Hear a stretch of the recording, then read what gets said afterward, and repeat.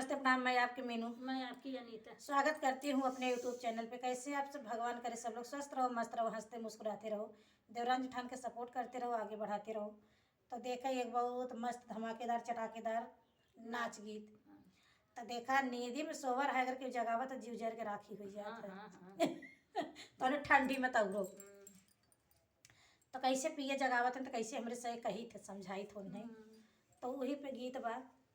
कैसे लाग कमेंट के जरिए बतावत जाओ, देखत जाओ, गावत जाओ, सुनत जाओ, समझावत जाओ पिया के अपने।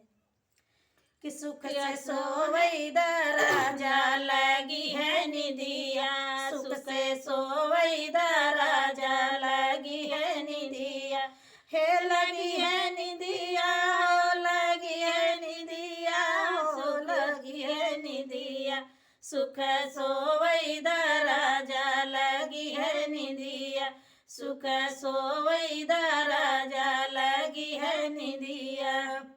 जऊ तोरे राजा हो भूख लगत है, जऊ तोहरे राजा हो भूख लगत है, भूख लगत है या भूख लगत है, भूख लगत है पिया भूख लगत है।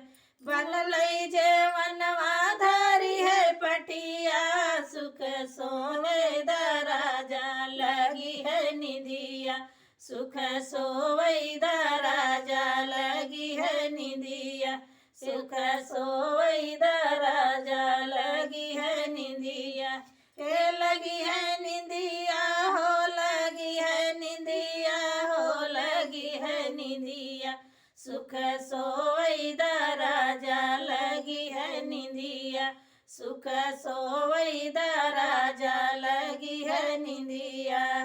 जऊ तोहरे राजा दिया लगतु है, जऊ तोहरे राजा पियास लगतु है, पियास लगतु है, पियास लगतु है, भरलई जुरही धरी है पटिया, सुख सोवैदा राजा लगी है निधिया, सुख सोवैदा राजा लगी है निधिया, सुख सोवैदा राजा लगी है निधिया, हे लगी है निधिया, हो लगी है निधिया, हो लगी है निधिया, सुख सोवैदा राजा लगी है निधिया, सुख सोवैदा राजा लगी है निधिया। जऊ तोहरे राजा हो अमला लगतु है, जऊ तोहरे राजा जी अमला लगतु है, अमला लगतु है या अमला लगतु है, अमला लगतु है पिया अमला लगतु है, जोरी बीरउआ धरी है पटिया, सुख सोवैदा राजा लगी है निधिया, सुख सोवैदा राजा लगी है निधिया, हे लगी है निधिया, हो लगी है निधिया, हो लगी है निधिया, सुख सोवैदा राजा लगी है निधिया, सुख सोवैदा राजा लगी है निधिया, सुख सोवैदा राजा लगी है निधिया,